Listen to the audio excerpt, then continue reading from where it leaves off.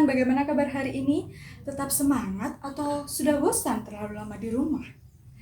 Selalu jaga kesehatan ya. Sedang dihebohkan oleh virus corona atau dalam istilah medis sering dikenal sebagai COVID-19. Nah, jadi COVID-19 ini sendiri adalah penyakit menular yang disebabkan oleh jenis coronavirus yang baru ditemukan. Untuk kasus pertama kali persebaran COVID-19 terjadi pada kota Wuhan, Cina pada bulan Desember 2019. Untuk persebarannya di dunia terjadi pada bulan Januari 2020. Sementara untuk persebarannya di Indonesia terjadi pada bulan Maret 2020. Dalam kurun waktu yang cukup singkat, di Indonesia tercatat lebih dari 8.000 kasus positif COVID-19 dengan catatan lebih dari 1.000 orang dinyatakan sembuh dan lebih dari 700 orang dinyatakan meninggal dunia. Kronologi menyebarnya virus corona di Indonesia berawal dari salah seorang warga negara Indonesia yang berdansa dengan warga negara asal Jepang. Pasien berusia 31 tahun ini pada dasarnya adalah seorang guru dansa. Dan warga negara asal Jepang tersebut adalah salah satu temannya. Selang 2 hari kemudian, tepatnya tanggal 16 Februari tahun 2020, pasien ini mengalami sakit batuk. Si pasien memutuskan untuk memeriksakan dirinya di salah satu rumah sakit terdekat.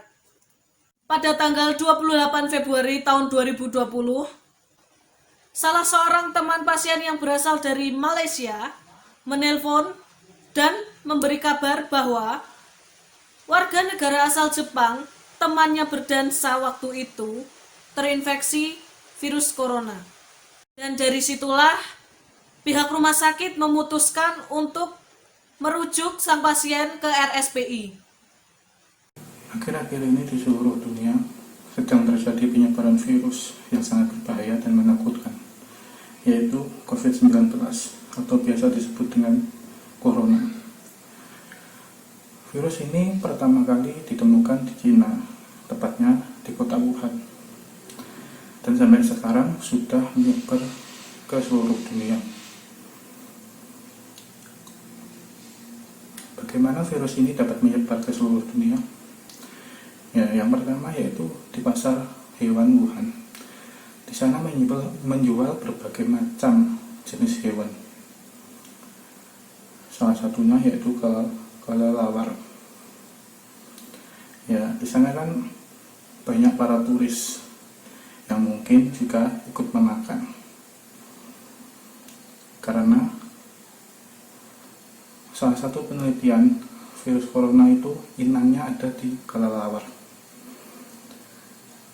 Mungkin para turis itu juga ikut memakan itu dan juga membawanya pulang ke negaranya masing-masing. Yang kedua itu lewat tetesan. Sama halnya dengan flu. Virus ini juga menyebar lewat tetesan atau air liur. Air liur yang menempel pada benda-benda dipegang oleh orang lain dan masuk ke tubuh mereka, itu bisa menjadi salah satu lewat penyebaran dari virus corona ini.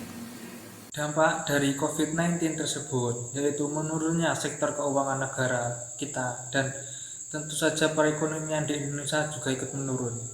Selain itu, berimbas juga kepada mahasiswa maupun pelajar. Mereka dipaksa untuk belajar online atau belajar di rumah. Selain itu juga berimbas juga kepada sektor penerbangan, yaitu menurunnya penerbangan antar negara maupun luar negara. Karena kita sedang melakukan social distancing untuk memutus rantai penyebaran COVID-19 tersebut. Dampak penyebaran dari virus COVID-19 ini sangatlah banyak. Dampak itu antara lain meliputi dampak kerugian. Kerugian tersebut kerugian material maupun kerugian mental. Salah satunya adalah yang paling banyak sekarang adalah karyawan swasta PHK secara massal. Selain itu banyak sekolah dan perkuliahan libur hanya melaksanakan sekolah atau kuliah online.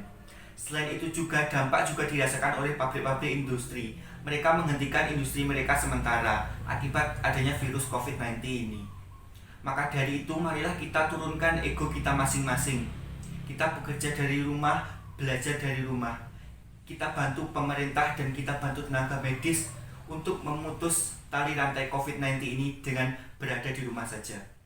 Saya akan membahas pentingnya pangan dalam mengatasi dampak COVID. Kebijakan pemerintah dalam menerapkan sosial berskala besar atau PSBB yang akan berdampak terhadap ketahanan pangan di daerah. Sektor pertanian menjadi strategis dan sangat vital bagi bangsa Indonesia, karena pertanian merupakan sumber bahan pangan, sandang, bahkan papan, dan energi yang merupakan kebutuhan pokok manusia, telekomunikasi, dan pendidikan. Permasalahan yang ditemui masyarakat adalah stok beras akan mulai berkurang, bahan makanan sulit untuk didapatkan. Arus distribusi barang akan terganggu jika lockdown dilakukan. Kelangkaan bahan pokok, khususnya jelang Ramadan, akan menyeret kenaikan harga, merugikan dengan daya beli masyarakat se-Indonesia. Saat ini, ketahanan pangan di Indonesia sedang mendapatkan ujian serius. Cara untuk mencegah virus COVID-19. Yang pertama, selalu cuci tangan dimanapun dan kapanpun. Dan yang kedua, jangan lupa berjaga jarak dengan orang lain. Yang ketiga, hindari berinteraksi langsung oleh orang-orang di sekeliling kita. Yang keempat, hindari bergerombolan yang memungkinkan akan berdampak COVID-19. Yang kelima, hindari memegang mulut, hidung, dan juga mata sebelum mencuci tangan. Yang keenam, gunakan masker saat mendesak ingin keluar rumah.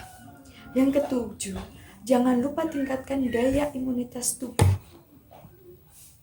Kami, mahasiswa Pendidikan Bahasa dan Sastra Indonesia, Universitas PGRI Madiun, mengajak masyarakat semuanya untuk memutuskan rantai penyebaran COVID-19 dengan tetap di rumah saja. Rantai